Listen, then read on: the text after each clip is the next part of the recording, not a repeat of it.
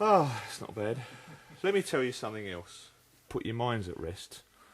And tell you a little story about myself. It's basically about my history with this thing here and a certain other person. Well, you'll find out about him in a minute. But I should get your handkerchiefs out because it's very sad. And it's bound to get you crying.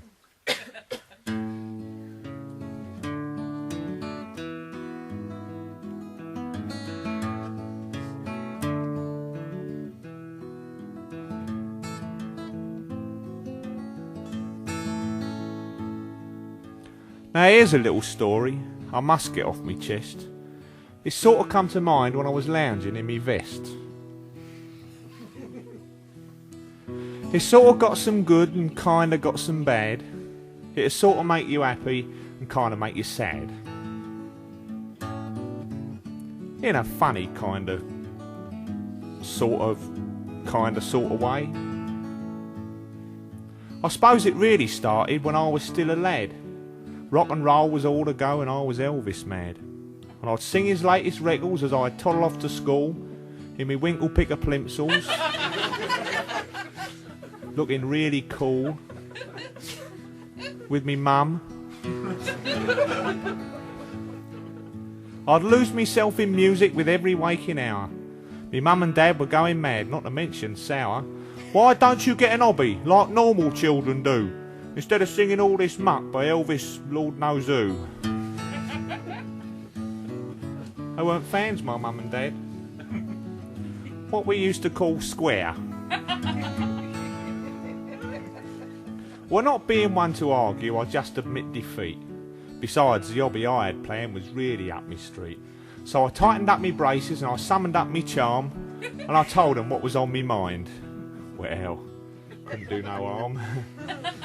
I said, Mum, Dad, I said, can I have a guitar, please? I want to learn to play like Bert Weedon. That shows your age. But to cut the story down a bit, I got my first guitar, and with pick and thumb I learned to strum a basic repertoire. And then I formed a rock band with Keith, my mate next door. It was me and him on 6 strings, and Patrick thumped the floor. Couldn't afford drums. Still, we got by. Me mum said we should go far. That's it. Further the better.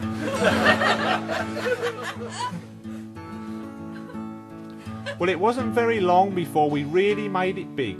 We played the local Sunday school, our first important gig. But just as fame and fortune started knocking at me door, I lost me heart to Susan Bart, the number 24. She told me that it was love at first sight. Then she had another look.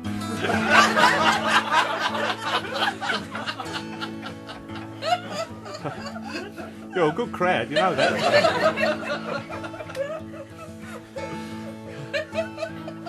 Well, me guitar got the elbow and I played a lover's game. And when the fire of love burnt out, I picked it up again.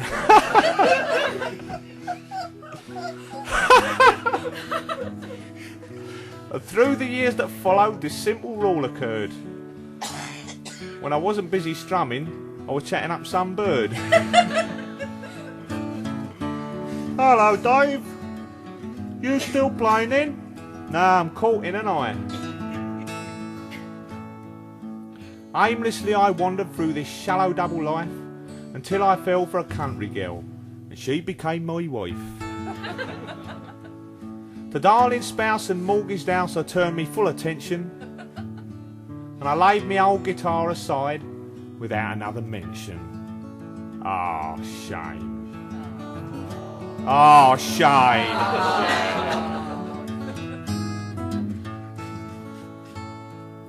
Well, there it stayed for many years, forgot that it was there. I never thought to play it, and I didn't really care, except this nagging feeling would wake me up at night. Like someone trying to tell me that something weren't quite right. You know what it was, don't you? Can you guess? Well, I'll tell you. It was the Lord So he was knocking on me door like, you know what I mean? Well, this awful nagging feeling was getting worse and worse, and the pressure kept on building up till I was fit to burst. And the Lord, he kept on coming like some relentless hound, till he grabbed me by the shoulders and he spun me right around. And he looked me right in the eye. And he said, "Hello, son. I've been after you for ages. Sit down here, let's have a little chat. Tell you what, I ain't heard much of your old guitar lately." Well, after that encounter, you couldn't hold me down. I had something deep inside me doing knees up Mother Brown. So I dusted off me sixth string and I spent the next few days learning natty little numbers from a book they call Youth Praise. Can it be true? The things I say of you. I remember it well.